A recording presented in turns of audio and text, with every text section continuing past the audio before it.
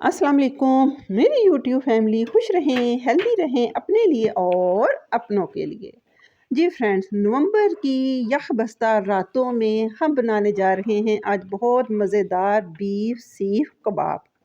चलें जी, इस मज़ेदार सी रेसिपी को शुरू करते हैं। बिस्मिल्लाहिर्रहमानिर्रहीम। फ्रेंड्स, मैंने ले लिया तकरीबन 3 पाव के करीब बीफ का कीमा। इस कबाबों की तैयारी में सबसे पहले हम बनाएंगे इसका एक ख़ास मसाला, जिसमें 4 मीडियम प्याज, 2 इंच का टुकड़ा अदरक का, 3 से 4 जवे लहसुन के, 5 से 6 मैंने ले ली सब्ज़ मिर्च, 1 लीमू और थोड़ा सा धनिया। इन सारी चीज़ों को हम बारीक काट कर अच्छा सा चॉप कर लेंगे। चॉप करने से ये होगा कि ये हमारे कीमे में अच्छी तरह इनके फ्लेवर्स जो रच बस जाएंगे और हमारे सीख कबाब को बहुत मज़ेदार, जूसी और टेंडर रखेंगे। इनको चॉप करने के बाद इनका जितना भी एक्स्ट्रा पानी होगा, अगर आप चाहें तो वगैरह में डालकर इसका पानी हाथ के साथ निचोड़ सकते हैं या किसी कपड़े में डालकर ट्विस्ट करेंगे तो भी सारा पानी निकल जाएगा। इतना करेंगे कि मकसद ये है कि इसमें से एक्स्ट्रा पानी को निकालना अच्छी तरह आप उसी चॉपर में इसको चॉप करने के बाद को डालकर अच्छी तरह चॉप कर लेंगे। प्याज, धनिया और सब्ज़ मिर्च का ये इंग्रेडिएंट्स आधा किलो से 3 पाव कीमे के लिए काफ़ी हैं। इसी रेसिपी को अगर आप बीफ, मटन या चिकन के साथ भी बनाएंगे तो यकीन करें बहुत मज़े की बनेगी। कीमे को हमने अच्छी तरह चॉप कर लेना है। जितना चॉप करेंगे हमारे कबाब उतने ही अच्छे बाइंड होंगे। इसमें हमें किसी बेसन, अंडा, कॉर्नफ्लोर किसी चीज़ की ज़रूरत नहीं होगी।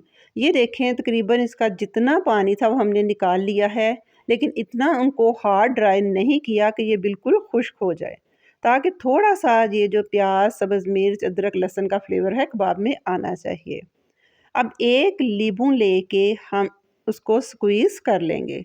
लीमू से ये होगा कि कबाबों का फ्लेवर बहुत अच्छा खिलकर आएगा और इनमें जो विटामिन सी की ताकत है वो भी भरपूर आती जाएगी। अब डालेंगे हम 1 चम्मच मैंने डाला नमक का, 1.5 बड़ा चम्मच डाला सूखा धनिया का, 1 टीस्पून मैंने डाला पिसा हुआ गरम मसाला, 1 टीस्पून सुरख मिर्च, 1 टीस्पून ही दादड़ मिर्च डाली और एक चुटकी हाथ से मसल कर मैंने डाल दी इसमें अजवाइन की।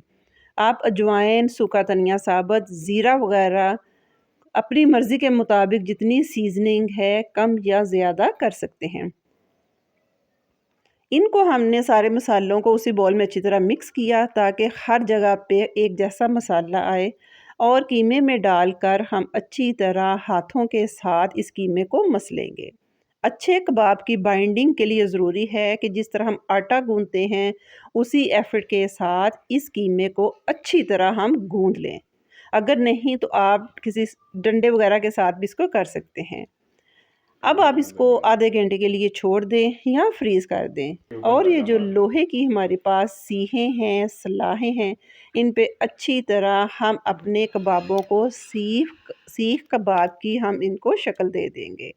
जी फ्रेंड्स, आ जाते हैं अब छत पे, जहाँ पे हमारे जेंट्स हजरात ने अच्छी तरह चारकोल कोयलों को अच्छी तरह रेड कर लिया था। जैसे ही इनका धुआं निकल गया, अब इन कबाबों को हम रख कर हल्की आंच पे चारों तरफ से हम इनको गोल्डन फ्राई करते जाएंगे। जब ये पक जाएं इसके ऊपर बटर लगाएं, ऑयल लगाएं, फिर देखें जो धुआं उठेगा पूरे मोहल्ले या पूरे आपके घर को खुशबूदार कर लेगा।